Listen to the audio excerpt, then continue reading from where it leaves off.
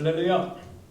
오늘도 주의 전에 모이신 여러분들을 주님의 이름으로 환영하고 축복합니다.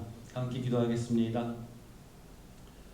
은혜로우시고 자비하신 주 하나님, 더욱더 녹음이 짙어가는 이 좋은 계절의 주의 날에 성도님들 함께 찬양과 경배를 통하여 예배케 하시니 감사합니다. 녹음 짙은 버지니아의 꽃들과 나무들을 보면서 온 땅이 코로나로 인해 멈춰선 것 같지만 하나님의 손길은 오늘도 쉬지 않고 운행하고 계시다는 것을 알게 하시니 감사합니다. 맑은 하늘을 바라보면서 우리가 살아가는 동안 보이는 것과 느끼는 것과 경험하는 모든 일들이 이 땅을 조화롭고 아름답게 지으신 하나님의 사랑임을 깨닫게 하시옵소서. 그러므로 이 모든 것에 감사하는, 감사를 잊지 않고 살아가는 우리 모두가 되도록 주님 인도하여 주시옵소서. 바라고 원하옵기는 주님의 몸된 교회, 커뮤니티 교회를 위하여 기도하기를 원합니다. 주님께서 친히 세우시고 13년이라는 시간을 통하여 말씀으로 양육하게 하시고 주님의 제자 삼아 이 시간까지 지켜주시고 바른 길로 인도해 주심을 감사드립니다. 저희 교회가 마지막 시대에 빛과 소금으로 사용되게 하시고 주님께서 원하시는 뜻에 따라 합당한 교회로 성장할 수 있도록 축복하여 주시옵소서. 저희들의 삶의 중심에 주 예수 그리스도가 있게 하시고 모든 삶의 우선순위로 삼아 주가 내 안에, 내가 주 안에서 하나 되게 하시옵소서. 참으로 으뜸이 되고자 하는 자는 모든 사람의 종이 되라고 한 것처럼 가장 낮은 자리에서 묵묵히 헌신하는 성도들을 축복하여 주시옵고 큰 상급으로 채워 주시옵소서. 새하늘과 새 땅의 소망을 바라보며 살아가는 저희들 되게 하시고 저희들 삶 전체가 주님만을 바라보며 살아가는 복되고 아름다운 인생 되게 하시옵소서. 오늘도 담임 목사님의 살아있고 활력 있는 말씀이 우리의 굳어진 마음의 생각과 뜻을 찔러 쪼개는 놀라운 역사가 일어나는 시간 되게 하시옵소서. 다음 주부터 다시 정상적인 예배가 드려집니다. 한 주간도 무탈하고 주님의 뜻 가운데 준비되는 모든 행사가 순조롭게 진행될 수 있도록 모든 일을 주관하여 주시고 인도하여 주시옵소서. 오늘도 귀하고 복된 날로 인도하시고 연약한 우리를 사랑하셔서 보혜사 성령님을 보내주신 예수 그리스도 이름으로 감사하며 기도드립니다. 아멘. 기쁜 마음으로 주님 찬양하시겠습니다.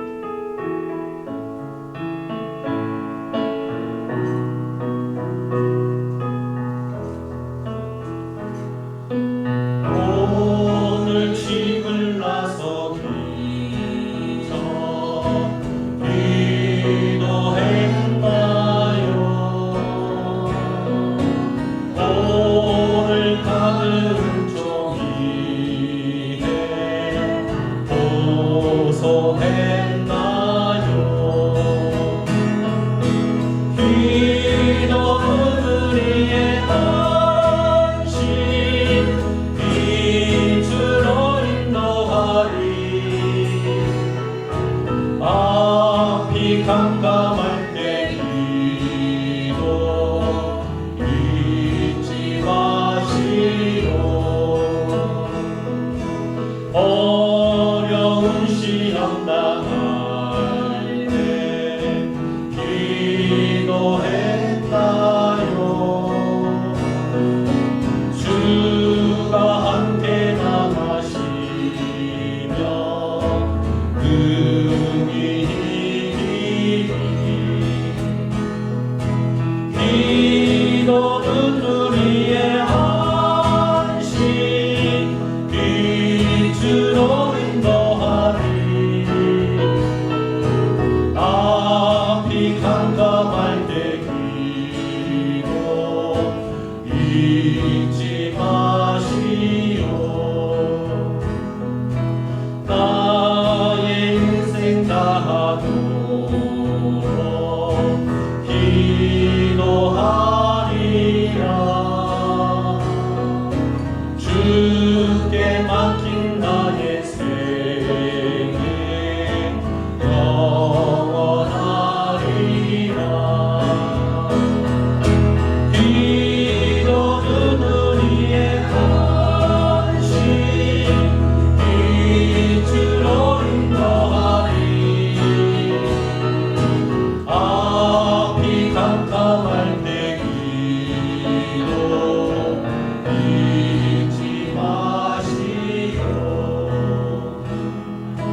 생명과 방금 주의 사랑을 잊지 않게 하소서.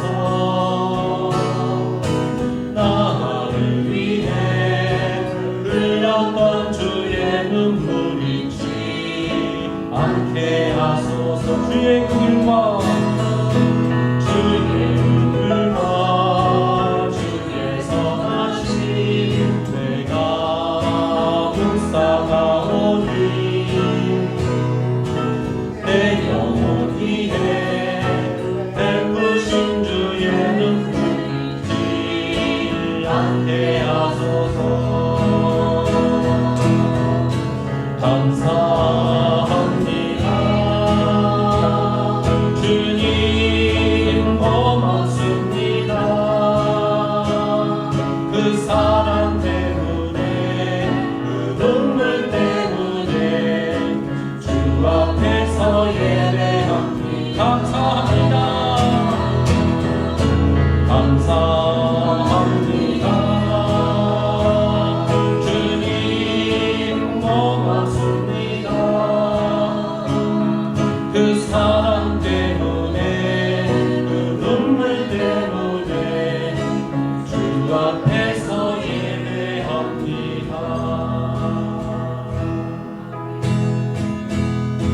나의 등 위에서 나를 져주시는 주, 나의 인생 길에서 지치고 떠나며 내 일처럼 주저하고 싶을 때 나를 밀어주시네. 일어나 걸어라 내가 새 힘을 주리니.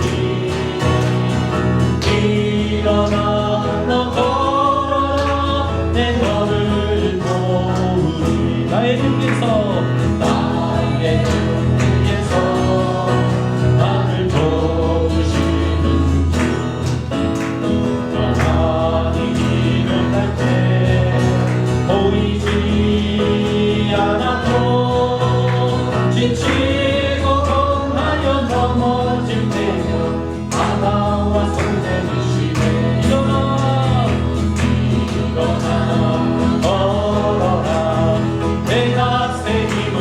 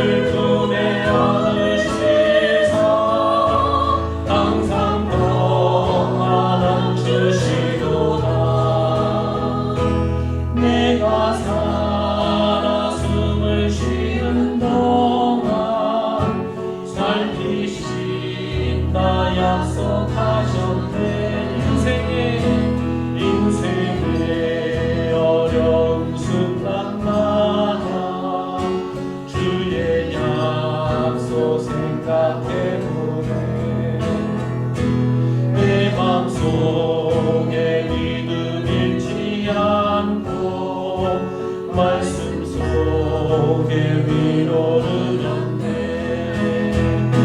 주님의 도우심 바라보며 모든 어려움이 비로다.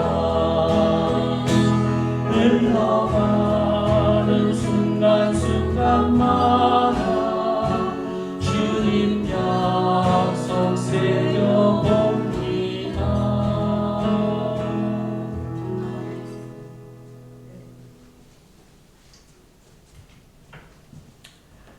할렐루야. 오늘도 하나님을 찬양합니다. 오늘도 이렇게 예배를 드리기 위해서 교회를 찾아주신 또 성도님들, 또 집사님들 환영을 합니다. 그리고 또 온라인으로 저희와 함께 예배드리는 모든 커뮤니티 가족들도 환영을 합니다. 광고 드린 것처럼 다음 주일부터는 저희가 주일 예배를 이제 교회에서 드리기로 했습니다. 코로나 바이러스가 다 사라져서 아주 편한 모습으로 드리는 그런 모습은 아니지만 서로 조심하면서 하나님을 찬양하고 예배드리는 그런 우리의 모습이 되기를 원합니다. 안전한 그런 예배가 되기 위해서 또 교회는 또 저희는 최선을 다하고 또 개인적으로 마스크 쓰시면서 오셔서 함께 얼굴을 보고 예배를 드리는 그런 모습이 되었으면 좋겠습니다. 아직도 친교도 할 수 없고 또 성경 공부도 할 수 없는 그런 모습이고 또 마스크를 쓴 모습들을 보는 것이 사실 익숙지가 않을 수 있지만 그럼에도 불구하고 하나님이 믿는 자들이 함께 모여 예배드리는 것을 기뻐하시는 것을 우리가 믿기에 함께 모여서 예배드리기를 원합니다. 코로나 바이러스가 빨리 사라질 수 있도록 기도해 주시고요. 아마 정말 오랜만에 교회에 오시는 그런 모습들을 준비하시는 성도님들은 아마 마음이 좀 설레지지 않을까. 처음 내가 교회를 가기 시작했을 때 그 모습 뭐 이런 것들이 생각나지 않을까 생각을 합니다. 저도 다음 주를 생각하면서 약간 마음이 좀 설레고 합니다. 온라인 예배는 계속됩니다. 그래도 교회는 저희가 교회에 모여서 예배를 드리지만 그래도 상황이 안 좋거나 아니면 또 아직 마음이 불편하셔서 교회에 오지 못하시는 분들을 위해서 계속 온라인 예배를 하는데 그 대신 시간이 좀 바뀔 것 같습니다. 2부 예배는 저희가 라이브 스트림이라고 그 예배를 직접 올릴 수가 있어서 그 시간 11시에 예배드리는 것이 가능한데 1부 예배는 그렇게 할 수가 없습니다. 그래서 저희가 녹화를 해서 주일 예배를 보내드리기 때문에 아마 주일 오후나 저녁 때가 되어야 되지 않을까 생각을 합니다. 그래서 그 구체적인 시간은 저희가 확정이 되면 주중에 제가 알려드려서 교회에 오지 못하시는 분들은 집에서 오후나 아니면 저녁 예배로서 예배를 드릴 수 있도록 또 계속해서 그렇게 하기로 하겠습니다. 함께 기도하겠습니다. 오늘도 살아서 역사하시고 저를 인도하시는 주 하나님 감사를 드립니다.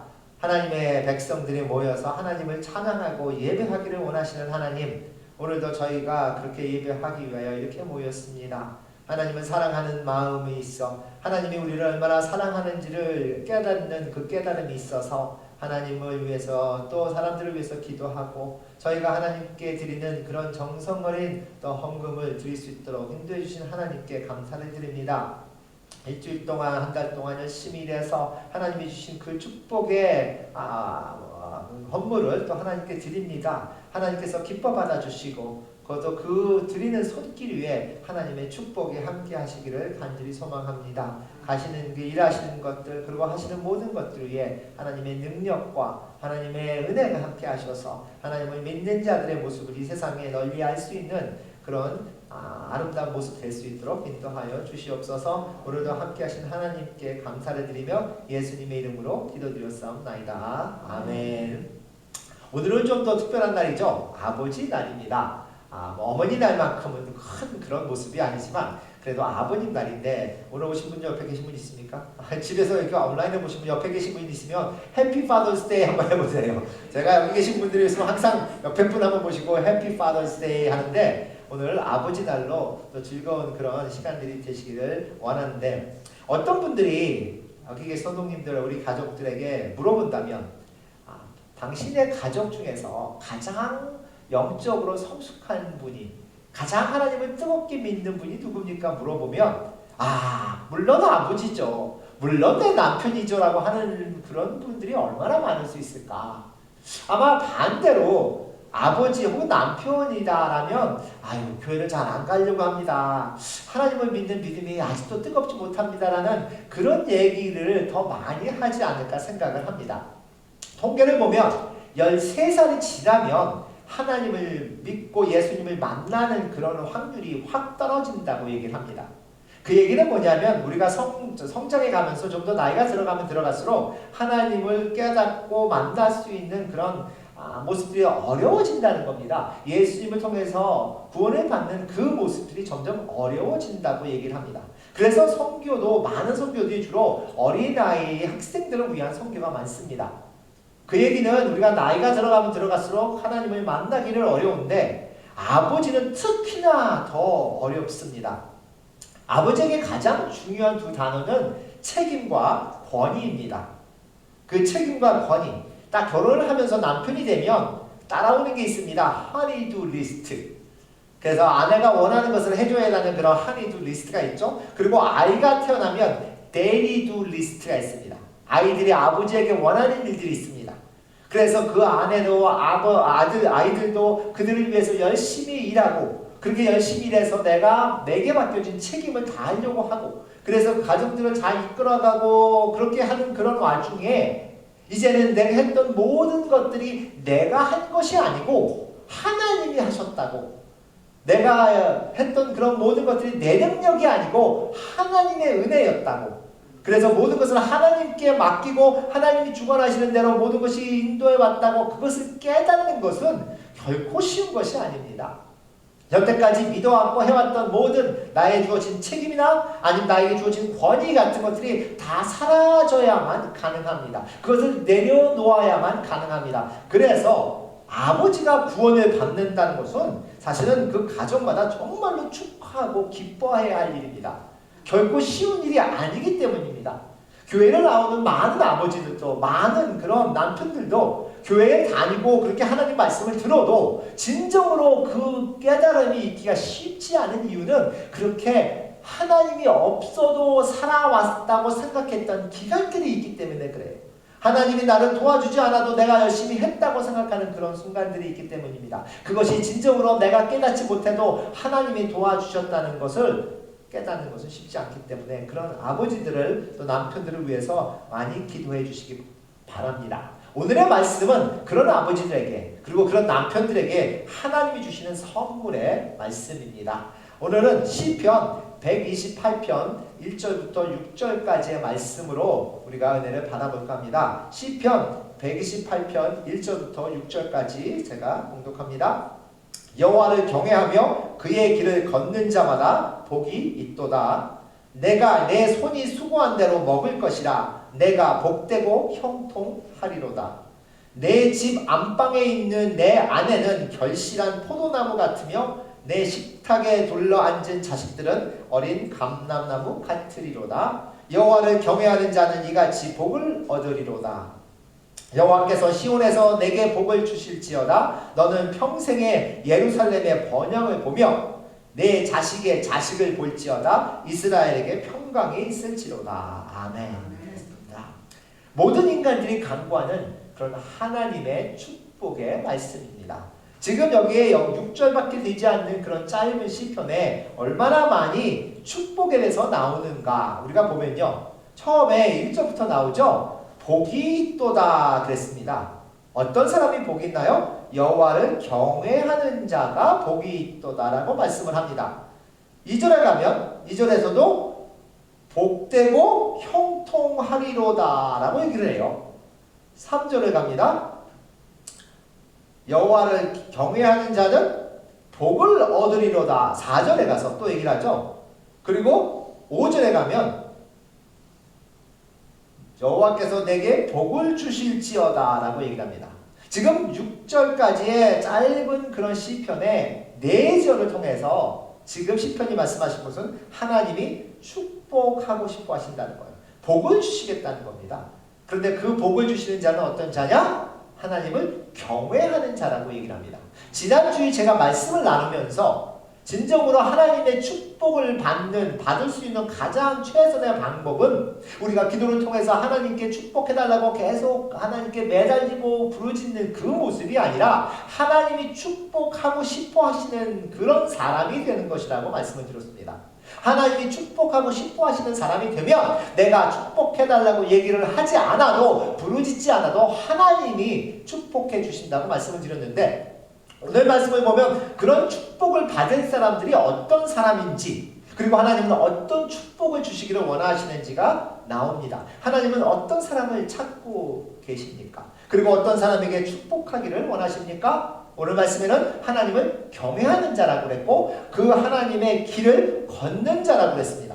하나님을 경외하고 그 길을 걷는 자는 하나님께 축복해달라고 부르짖지 않아도 하나님이 축복해 주시기를 원하신다고 그랬는데, 그러면 지금 첫 번에 나오는 그 하나님을 경외하는 자는 어떤 자인가? 내가 진정으로 하나님을 경외한다면 어떤 모습이어야 되는가? 5가지의 원칙을 우리가 인정을 해야 됩니다. 내가 하나님을 경외한다는 것은 그 하나님을 두려워하는 것이고 그 하나님을 존경하는 것이고 그 하나님을 사랑하는 겁니다. 이것이 경외에 다 들어가 있는 거예요. 경외라는 것은 두려워하면서도 존경하고 존경하면서도 사랑하는 그런 모습인데, 그렇게 하기 위해서 우리는 5가지가 우리의 머릿속에 인식이 되고 그것을 이해하고 믿을 수 있어야 한다는 겁니다. 첫 번째는 무엇이냐? 하나님이 계시다는 것을 알아야 해요. 하나님이 살아계시다는 것을 믿어야 합니다. 하나님은 계시다. 아까도 말씀드렸죠. 아버지가 왜 구원을 받기가 어려우냐? 남편이라는 그 직책이 아니면 그 모습이 왜 구원을 받기 어려우냐? 여태까지 내 삶에서 하나님이 없이도 살아왔다고 생각하기 때문입니다. 하나님이 없이도 내가 열심히 일했고 열심히 땀을 흘렸고 사람에게 구했고 그렇게 열심히 다는 그런 그 나의 삶 속에서 내가 이루어 왔다고 생각했는데, 이제는 그것이 아니라 하나님이 계시다는 것이고 그 하나님은 살아 계시다는 거예요. 그것을 믿는다는 것은 결코 쉬운 것이 아니라고 말씀을 드렸습니다. 예레미야서 10장 10절에 보면 여호와는 참 하나님이라고 그랬습니다. 그리고 살아계신 하나님이고 영원한 왕이라고 그랬어요. 우리가 생각하는 그 하나님의 존재, 하나님의 존재를 우리는 깨달아 알아야 한다고 말씀을 드렸죠. 첫 번째, 그 하나님의 존재는 어떤 분이냐? 하나님은 그냥 계신 것이 아니라 살아계시고 영원하신 분이다. 영원한 나의 왕이다라는 거예요. 여태까지는 내가 권위가 있었고 내가 아이들에게 내가 아내에게 뭔가 얘기를 해서 내 뜻대로 내 말대로 따라와야 하는 그런 생각을 가지고 있었는데, 이제는 그것이 아니라 내 위에 나보다 더 높은 그 하나님이 살아계셔서 그 하나님의 뜻이 중요하고 그 하나님의 존재가 나에게 깨달음으로 와야 되는데, 눈으로 보지도 못하고 귀로 듣지도 못하는 그 하나님의 존재를 믿는다는 것, 이것이 하나님을 경외하는 첫 번째 단계입니다. 이것은 아주 쉽지 않은 단계입니다. 창세기 1장 1절에서도 하나님이 천지를 창조하셨다고 말씀을 하면서 시작을 합니다. 그 얘기는 이 세상의 모든 것들에 내가 제일 먼저고 내가 그 전에 있었다는 것을 인식해야 한다는 거예요. 하나님이 계시지 않는다면 우리의 인생은 그냥 잠시 왔다가 사라지는 안개 같은 것입니다. 하나님의 존재를 믿는다는 것은 우리에게 우리의 삶의 목적을 허락해 주는 것이고, 이 세상이 다가 아니라는 그런 영혼에 대한 그 진리를 깨닫게 해주는 것입니다. 하나님이 계시지 않는다면 우리의 존재나 우리의 의미가 사라지는 것뿐 아니라 진정으로 하나님의 존재를 믿을 때 우리가 얼마나 연약한지, 그리고 우리가 얼마나 악한지까지도 우리가 깨달아 알게 되는 그런 많은 진리를 우리에게 알게 하는 그런 모습이에요. 코로나 바이러스를 통해서 우리가 얼마나 약한지, 얼마나 무지한지를 압니다. 이 바이러스가 어디서 왔는지, 어떻게 우리가 그것을 치료해야 되는지 아직도 알지 못하고 떨고 있지 않습니까? 아무리 우리가 의학적으로 발달을 했다 할지라도 그것이 얼마나 완전치 않은 것을 보여주는 모습이고, 인종차별이라고 서로의 그런 관계가 깨지면서 우리 마음속에 있는 사악함이 어떤 것인가를 보여줍니다. 하나님이 계신 것을, 하나님이 살아계신 것을 믿는다는 것은 그렇게 중요한 모습입니다. 그리고 그렇게 어려운 모습입니다. 그리고 하나님의 존재, 하나님의 살아계심을 믿으면 두 번째는 그 살아계시는 하나님이 나보다 훨씬 더 크신 분이라는 거예요. 엄청나게 크신, 그냥 크고 작은 것을 떠나서 창조자와 창조물의 차이예요. 하나님이 모든 것을 창조하셨다고 얘기를 하죠. 하나님이 모든 것을 창조하실 때 나에게도 생명을 주신 분이라는 겁니다. 인생을 살아가면서 하나님이 존재하지 않는다면 우리가 설명할 수 없는 일들이 너무나 많습니다. 그런데 우리는 그것을 기적이라는 단어를 써서 그냥 넘어갑니다. 내가 설명할 수 없고 이해가 될 수 없습니다. 그건 기적입니다. 죽은 자가 살아나는 것도 기적이고, 죽은 자가 안 죽는 것도 기적이고, 사고가 나야 되는데 안 나는 것도 기적이고, 우리가 이해할 수 없고 설명할 수 없는 일들이 일어나는 것도 그냥 기적이라고 얘기를 합니다. 그런데 모든 것을 할 수 있는 그 엄청나게 크신 하나님에게는 기적이 없습니다. 창세기 17장 1절에 보면 하나님이 아브라함을 부르셔. 그 아브라함이 아들이 없었고 자식이 없었는데 그 자식을 허락해 주시겠다고 약속하시는 하나님이 아브라함을 다시금 두 번째 99세 때 찾아옵니다. 99세 때면 자식을 낳을 수 있는 그런 모습이 될 수가 없는 그런 모습인데, 그때 하나님께서 아브라함에게 말씀하시면서 그에게 이르시되 뭐예요? 나는 전능하신 하나님이라고 말씀하셨습니다. 모든 것을 할 수 있는 하나님입니다. 내가 지금 여태까지 존재하지도 않았다고 생각했던 하나님은 그냥 살아 계신 것뿐 아니라 나보다 엄청 큰 분이라 모든 것을 하실 수 있는 분입니다. 그야말로 어린아이 같지 않으면 믿기 어려운 모습이라는 거예요. 그래서 성인 남자들은 특히나 하나님을 믿는 것이 너무나 어렵습니다. 말이 안 된다고 생각을 합니다. 여태까지 생각지도 못했던 하나님이, 보이지도 않는 하나님이 너무나 엄청나게 크셔서 모든 것을 하실 수 있고 나에게 생명을 주시고 모든 것을 인도하셨다는 것은 엄청난 깨달음입니다. 그리고 그 하나님은 두 번째가 여기 뭐죠? 하나님의 능력이죠. 한번 능력. 그리고 세 번째 넘어가면 하나님의 임재입니다. 임재하시는 하나님이에요. 잠언서를 보면 여호와의 눈은 어디서든지 악인과 선인을 감찰하신다 그랬습니다. 엄청나게 크신 하나님, 모든 것을 하실 수 있는 하나님은 그냥 멀리 계신 것이 아니라 우리와 함께 하신다고 얘기했어요. 우리의 바로 옆에 계신다고 얘기합니다. 우리를 지켜보고 계신다고 얘기합니다. 하나님을 믿는다고 하고 하나님이 존재하고 살아계신다고 믿는다고 하는 그분들도 진짜로 삶의 변화가 있지 않는 이유, 아니면 믿음이 뜨거워지지 않는 이유는 하나님이 그냥 멀리 계신 것이라고 생각해요. 바로 옆에 계시고 우리를 지켜보고 계신다고 그렇게 믿고 살기는 어렵습니다. 그래서 우리가 하는 행동이나 우리가 하는 모든 것들을 하나님이 안 계신다라고 생각하고 할 수 있는 거예요. 하나님은 우리를 지켜보고 계십니다. 어디에 있든 무엇을 하든 지켜보고 계신다고. 성경에서는 하나님을 쉬지도 않고 주무시지도 않는다고 했습니다. 그 얘기는 내가 잠을 자는 시간, 내가 아무 생각도 없거나 아니면 그야말로 잠을 잘 때는 반 죽은 거잖아요. 기억도 못하고 누가 진짜로 푹 주무면 그 잠이 좀 깊으신 분들은 누가 어버가도 모른다 할 정도로 그렇게 우리의 모든 것들을 내려놓는 그 순간인데, 그 순간에도 하나님은 우리를 지켜보고 계신다는 거예요. 잠을 주무시면서 누가 나를 옆에서 지켜보고 있다고 생각하면 아마 잠을 못 잘 때도 있을 겁니다.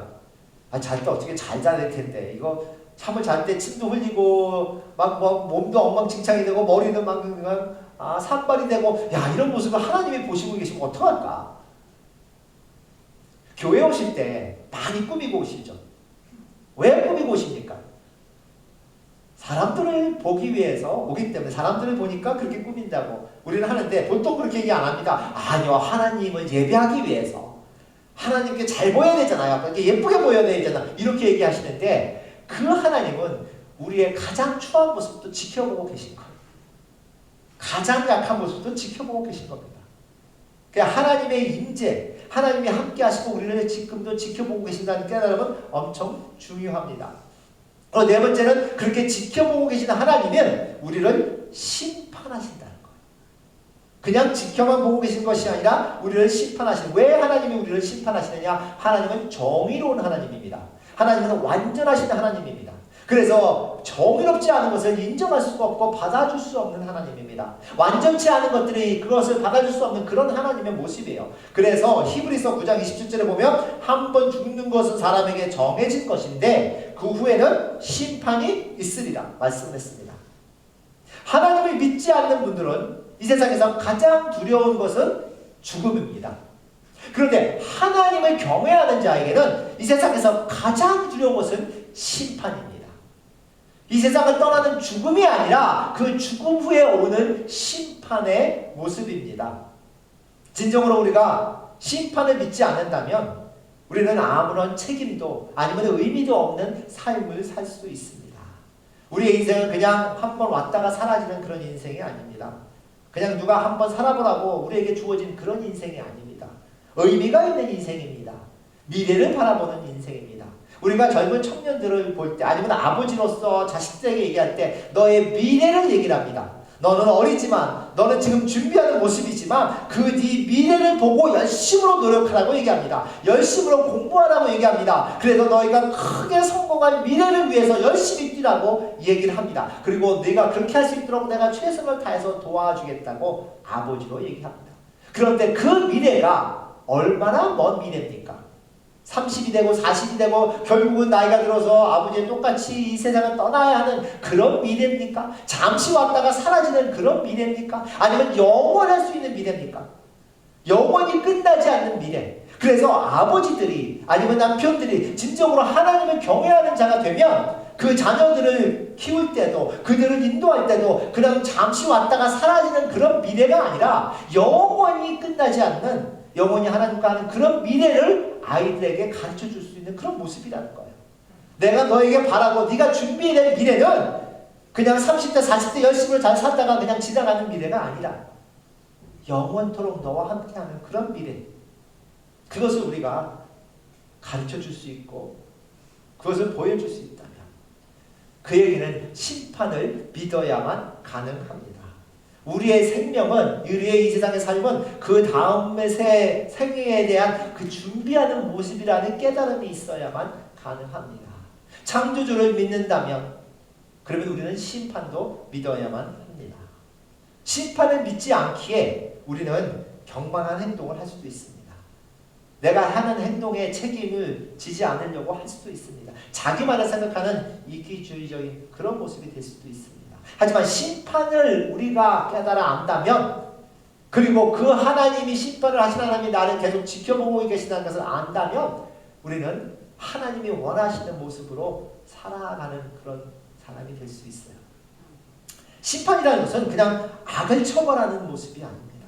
물론 악은 처벌되겠지만 하나님이 원하시는 것은 그냥 악을 처벌하는 것이 아니라 선과 악을 나누는 겁니다. 그래서 하나님에 속한 선은 영원토록 하나님과 함께하는 것이고 하나님과 속하지 않은 그 악은 영원토록 하나님과 멀어지는 것입니다. 천국과 지옥이라고 얘기하는 것은 하나님과 영원토록 함께하는 것과 하나님과 영원토록 멀어지는 그것을 이야기합니다. 그 심판을 우리는 믿어야만 하고 그 믿는 자들이 하나님을 경외하는 자들이라고 성경은 얘기를 합니다. 다섯 번째는 그 심판을 하신 하나님이 우리를 사랑하신다는 겁니다. 사랑하신다는 겁니다. 하나님이 우리를 사랑하시는 요한일서를 보면 하나님의 사랑이 우리에게 이렇게 나타났다고 하는데 어떻게 나타나냐? 자기의 독생자를 세상에 보내셔서 우리를 살리려 하시니라. 하나님이 심판을 원하시는 게 아닙니다. 정의로우신 하나님은 심판을 하셔야만 하지만 하나님이 원하시는 것은 그 심판을 받는 자들이 다 하나님께 오기를 원합니다. 제가 교수로서 뭐 가르치기도 하고 뭐 이렇게 할 때도 있고 또 목회를 하면서 가르치지만 뭔가를 할 때 그 사람들이 시험을 주면 그 시험을 못 보게 하기 위해서 시험을 주진 않습니다. 그건 악한 선생이겠죠? 떨어뜨리기 위해서 주는 시험이 아닙니다. 제가 미국에 왔을 때 그 드라이버스 라이센스를 따기 위해서 이제 운전면허를 따기 위해서 이제 공부를 했는데 제 친구가 그러더라고요. 미국에서 운전면허 따는 것은 그렇게 어려운 것이 아니라 그걸 떨어지면 그건 창피한 거라고. 한국은 그 당시만 해도 지금은 모르지만 그 당시만 해도 이 드라이버스 라이센스를 딴다는 것이 떨어뜨리기 위해서 시험을 주는 거라고 이렇게 얘기했대요. 왜냐하면 많은 사람에게 그 운전하는 것을 허락해 주지 않으려고 차도 많고 그러니까. 그런데 미국은 차가 없으면 못 갑니다. 그래서 이것은 주기 위한 것이다. 가능하면 패스해서 운전하고 나가라고. 떨어뜨리는 것을 원하는 게 아니라는 그런 얘기를 들은 적이 있는데 하나님은 한 명의 영혼도 하나님으로부터 멀어지기를 원하지 않으십니다. 하나님을 멀리하고 떠나가는 그 영혼도 잡아서 다시금 기다리시고 하나님을 깨달아 알기를 원하시는 그 하나님이에요. 이것이 하나님의 사랑이라고 말씀을 합니다. 그렇게 사랑하셔서 독생자를 허락해 주신 하나밖에 없는 그 아들 예수님을 우리를 위해서 주시는 그것, 그리고 그 예수님이 십자가에 돌아가심으로써 우리로 하여금 살 수 있는 그 길을 열어주시는 것, 구원의 길을 열어주시는 것. 내가 어떤 사람을 얼마나 사랑하면 하나밖에 없는 아들을 죽여서까지 그 사람의 생명을 얻으려고 하겠습니까? 그렇게 사랑하는 그런 사람이 이 세상에 우리에게 있을 수 있습니까? 아마 없을 것 같습니다. 그런데 하나님은 그렇게 하셨다고 성경은 얘기를 합니다. 그 예수님이 오셔서 나의 모든 죄를 십자가에 못 박아 돌아가신 그 사실 때문에 우리는 살 수 있는 길이 여기 있는데 10절에 가면 그것이 사랑을 보여주시는 모습이라고 얘기를 해요. 사랑은 여기 있으니 어디 있습니까? 우리가 하나님을 사랑한 것이 아닙니다. 하나님이 우리를 사랑하셨다고 그랬습니다. 내가 어떤 사람에게도 내가 먼저 당신을 사랑합니다라고 얘기할 수 있는 자격은 없습니다.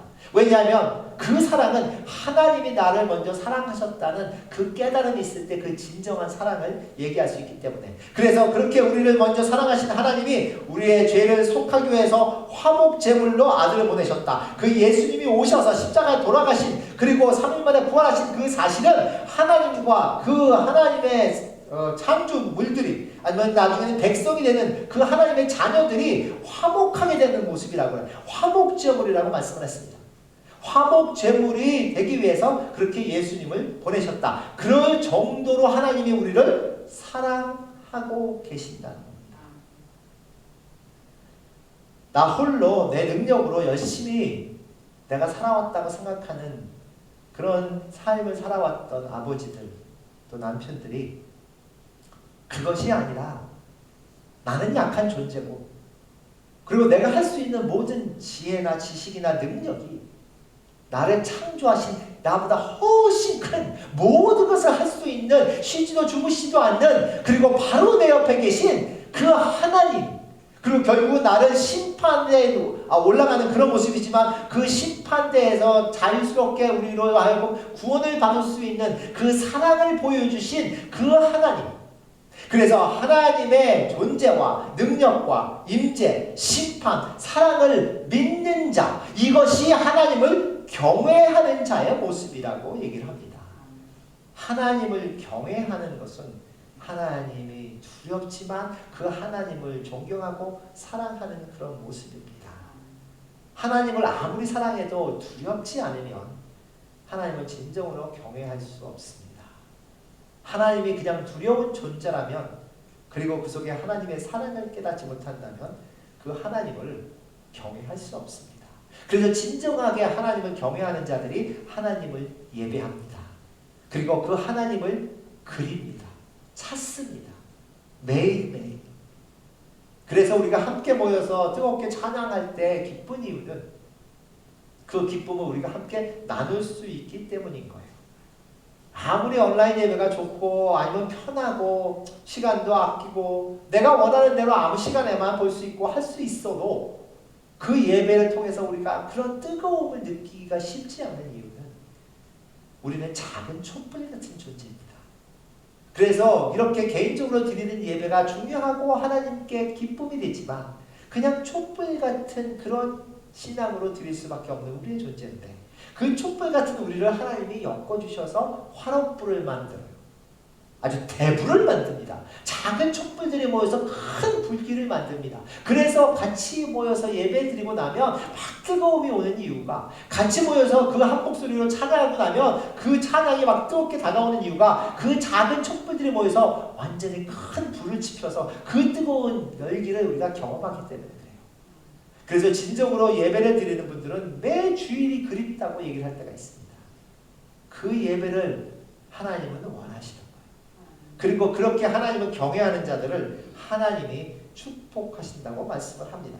그래서 오늘 아까 1절에 다시 가면 하나님을 경외하는 자들을 축복하는데, 그냥 경외하는 것이 아니라 그의 길을 걷는 자들이라고 했어요. 그냥 하나님을 두려워하고 그냥 하나님을 사랑하고 그냥 하나님을 그렇게 존경하는 것뿐 아니라 그 하나님의 말씀대로 길을 걸어가는, 삶을 살아가는 그런 자들이다. 진정으로 믿는 대로 행동할 수 있는 자들. 그래서 그 믿음이, 그 깨달음이 그냥 머리로만이 아니라 우리의 삶으로 나타날 수 있는 그런 모습. 그런 자들을 하나님이 축복하신다 그랬는데, 오늘 말씀을 보면 어떤 축복인가? 이 5가지 축복이 나옵니다. 제가 빨리 지나가겠지만 이런 축복들이 어떤가? 첫 번째 축복은 여기 나온 것이 노동의 축복이에요. 노동의 축복. 그게 노동이 축복입니까? 노동은 어렵고 힘든 거 아닙니까? 하나님이 이렇게 말씀하십니다. 내 손이 수고한 대로 먹을 것이라 내가 복되고 형통하리로다. 이것이 복이라는 거예요. 내가 수고한 만큼 먹을 수 있는 것. 이것이 복이라고 합니다. 성경에 보면 하나님이 아담에게 일을 주셨을 때 일은 고통스럽고 힘든 고난의 순간들이 아닙니다. 하나님이 주신 것들은 능력을 발휘해서 그것을 성취해가고 그것을 다 매니지하는, 그렇게 이뤄가는 그런 모습입니다. 일은 결코 어렵지 않은 모습이라고 하나님이 허락해 주셨는데, 그런데 보면요, 제가 항상 말씀을 드리지만 우리가 인생을 통해서 참 지혜롭게 사는 분들은 내가 해야 할 일, 하나님이 맡겨주신 일을 감당합니다. 그런데 내가 해야 할 일이 아닌 일들을 할 때가 많아요. 상황이 안 좋아서, 아니면 내가 그냥 원하지 않아서, 아니면 그냥 돈이 필요해서, 어떤 모습이냐, 내가 해야 할 일이 아닌 일들을 하게 되면 참 힘들고 어려울 때가 있어요. 하나님이 허락하신 일을 찾는 것은 이 세상에서 가장 중요한 지혜입니다. 학교에서도, 아니면 다른 친구도 사실은 알려주기 어려운 그런 모습입니다. 그것이 아버지가, 그것이 남편이 해야 할 일, 자녀를 키울 때 그 자녀에게 하나님이 맡겨주신 일을 찾을 수 있도록 인도해가는 것은 엄청 중요한 일입니다. 그래서 지금 내 손이 수고한 대로 먹을 것, 내가 열심히 수고한 만큼 먹는 그 축복을 누릴 수 있는 모습들. 우리가 일도 하지 않으면서 많은 것을 바라는 사람들을 보고 도둑심보라고 그러죠. 욕심이 많다고 합니다. 내가 일한 만큼만 주십시오 하는 것은 참 정직한 얘기입니다. 지금 코로나 바이러스 때문에 직장에 못 가시는 많은 분들은 아마 내가 일할 수 있다는 게 얼마나 큰 축복인지 말씀하실 거예요. 연세가 드셔서 이제는 내가 일을 할 수가 없는 그런 분들은, 야, 내가 젊을 때 일할 때가 얼마나 좋았는가, 그렇게 생각하실 수도 있습니다. 여기 노동의 축복이라고 하는, 하나님께서 주신 것만큼 열심히 일할 수 있고 그렇게 열심히 일한 만큼 내가 먹을 수 있는 그런 축복을 하나님은 약속을 하십니다. 두 번째 축복은 뭐냐면 가정의 축복이에요. 가정. 여기 나오는 것은 내 집 안방에 있는 아내, 그리고 자식인데, 아내는 견실한 포도나무 같고 자식은 어린 감람나무 같다고 말씀을 했습니다.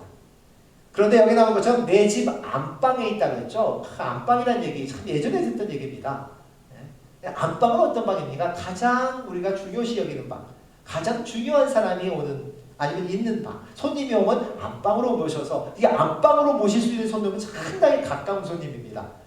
다른 사람들은 그냥 거실에 모실 수도 있는데, 그렇게 안방에 있는 아내입니다. 그렇게 중요한 분이에요. 남편에게, 그리고 아버지에게 진짜로 중요한 그런 아내가 어떤 아내냐면 결실한 포도나무 같다. 이게 뭐냐면 건강한 모습입니다. 건강해서 자녀를 많이 낳을 수 있는 그런 모습입니다. 그래서 건강한 모습에서 자녀를 많이 낳을 수 있는 그런 아름다운 그런 가족을 이룰 수 있게, 아내는 그렇고 자식들은 어린 감람나무 같이 아주 신선하고 아주 그냥 건강하고 유쾌한 그런 모습입니다. 이 감람나무를 중간에 끊어도 그 끊긴 자리에서 또 새롭게 또 싹이 난다고 그래요. 그 정도로 아주 신선한 모습이고 아직도 능력이 있는 거예요. 그러니까 아내도 건강한 모습 속에서 자녀도 많이 나올 수 있는 행복한 가정, 그리고 자식들은 이렇게 어린 감람나무처럼 식탁에 둘러앉아서 그렇게 유쾌하게 활발하게 그렇게 기쁘게 함께하는 그 가족의 모습. 이 가정의 축복, 하나님이 약속하셨다고 했습니다. 누구에게? 하나님을 경외하는 자들에게. 세 번째 약속은, 아니 축복은 뭐냐면 우리의 공동체, 우리가 속한 공동체에 대한 축복입니다. 여기 보면 여호와께서 시온에서 복을 주실 텐데 너는 평생의 예루살렘의 번영을 본다고 했습니다. 예루살렘은 유대인들에게 가장 중요한 곳이죠. 자기가 속해 있는 그런 공동체의 모습입니다. 자기의 민족을 얘기할 때, 나라를 얘기할 때 이스라엘 사람들이 그 예루살렘이라는 그냥 도시를 얘기할 때가 많았습니다. 그래서 하나님을 경외하는 자에게 축복을 주실 때 그 사람에게만 주는 축복이 아니라 그 사람이 속한 공동체, 작게는 교회, 좀 크게는 사회나 나라까지도 축복해 주시겠다고 약속을 했어요. 이게 얼마나 큰 축복입니까? 내 인생이 나만을 위한 것이 아니고, 하다못해 내 가족만을 위한 것이 아니고 내가 속한 그 공동체에게 축복을 줄 수 있는 인생이다. 아주 자신 있게, 아니면은 뭔가 기쁜 마음으로 우리가 살아갈 수 있는 그런 모습이 아닐까. 하나님의 축복은 속한 그런 공동체에게도 주시겠다고 했습니다. 그리고 네 번째는 장수의 축복이에요. 이거는 뭐 많은 분들이 원할 수도 있지만, 내 자식의 자식을 볼지어다. 하나님을 경외하는 자에게는 장수의 축복을 준다. 그리고 마지막 다섯 번째는 평화의 축복입니다. 여기 보면 이스라엘에게 평강이 있을지로다. 평화의 축복. 하나님을 경외하는 자들이 모였다면 그 모임에는 질투도 있을 수가 없습니다. 욕심도 있을 수 없습니다. 그리고 서로를 미워하는 그런 미움도 있을 수 없습니다. 세상을 두려워하지 않는 그런 모습 속에서, 그 속에서 무슨 다툼이 있고 무슨 그런 악이 있겠습니까? 하나님을 진정으로 경외하는 자들이 있는 모습이라면 그 속에서는 하나님의 축복만이 있다고 말씀을 했어요. 오늘 6구절에 많지 않은 그 성경의 말씀 속에서 하나님이 진정으로 축복하고 싶어하는 자가 누군지를 얘기하시면서 어떤 축복을 내리시겠느냐라고 말씀하십니다. 그 축복을 받는 자가 되고 싶어 하지 않습니까? 하나님이 내리고 싶어하는 축복을 내가 받을 수 있는 자가 되고 싶어 하는 그런 마음이 있으시지 않습니까?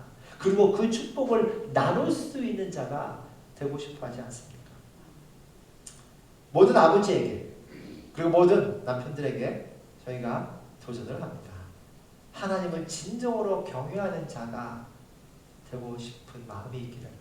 그래서 어떤 사람이 그 가정에게, 그 가정에서 가장 영적으로 성숙한 사람이 누굽니까? 그 가정에서 가장 하나님을 뜨겁게 사랑하는 사람이 누굽니까? 물어보면 아무 거리낌 없이 자녀들이 우리 아버지죠, 아내가 물론 우리 남편이죠 라고 얘기할 수 있는 그런 가정이 된다면 얼마나 기쁠까.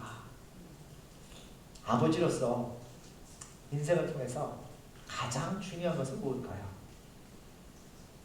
내가 아버지로서 삶을 살아가면서 가장 중요한 것은 유산입니다.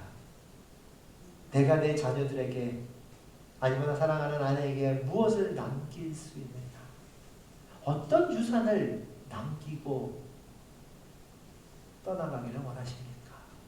많은 돈을 아이들에게 주거나, 아니면 교육을 시켜서 자기들이 잘 먹고 살 수 있도록 기반을 만들어주는 것?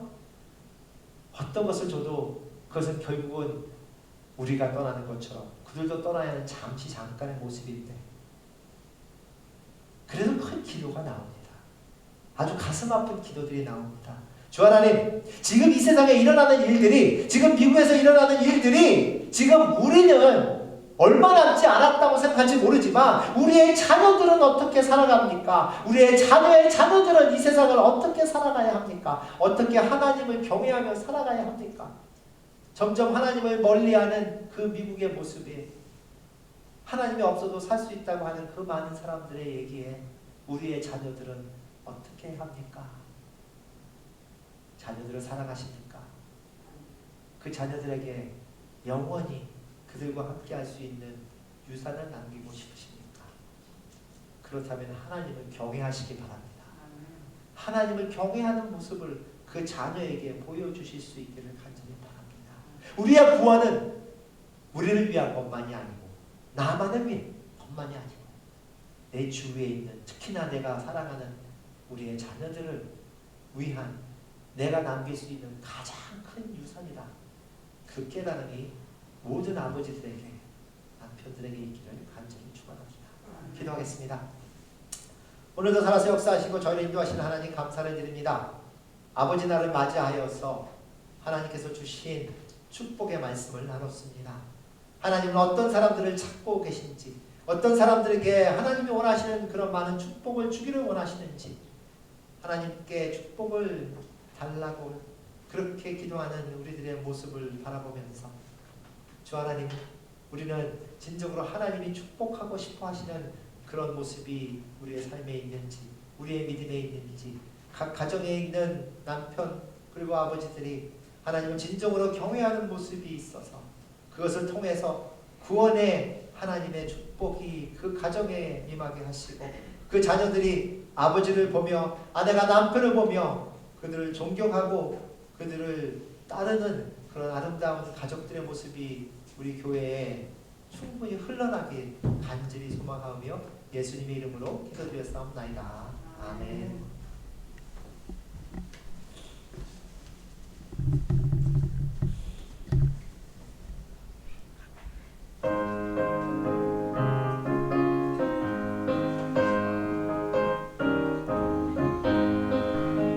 주의 십자가 보혈로 죄 씻은 받기를 원하네.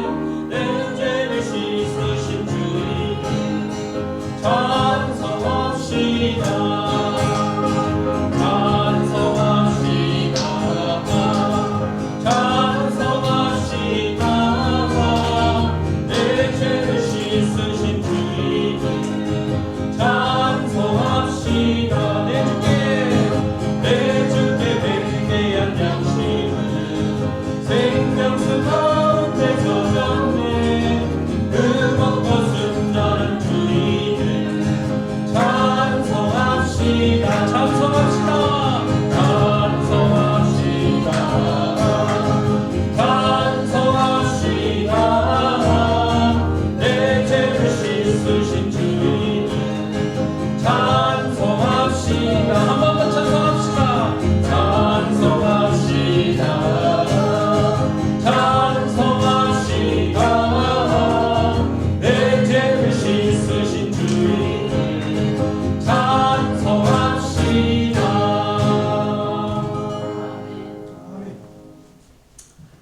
함께 기도하겠습니다. 이제는 우리 주 예수 그리스도의 은혜와 하나님 아버지의 극진하신 사랑과 성령님의 감화 감동 교통 인도하심이 오늘 하나님의 말씀을 듣고 진정으로 하나님을 경외하는 자들이 되기를 간절히 소망하는 우리 사랑하는 우리 커뮤니티 교회의 모든 가족들과 그들의 일하시는 모든 그런 직장 또 그들의 삶 속에서 하나님이 함께 하시기를 지금부터 영원까지 함께 하시기를 간절히 축원하옵나이다. 아멘.